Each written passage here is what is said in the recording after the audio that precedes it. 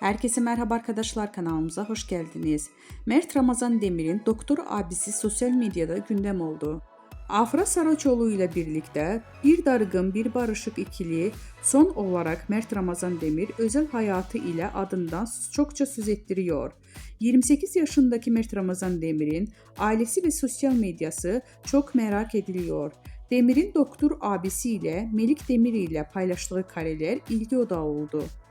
Afra Saraçoğlu ile yaşadığı çalkantılı aşkla gündeme düşen Mert Ramazan Demir, özel hayatı kadar ailesi de merak konusu.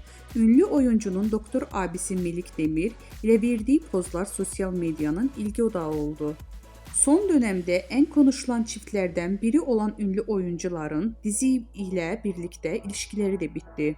Öte yandan başarılı oyuncu Mert Ramazan Demir'in Melik Demir dışında 3 erkek kardeşi daha bulunuyor.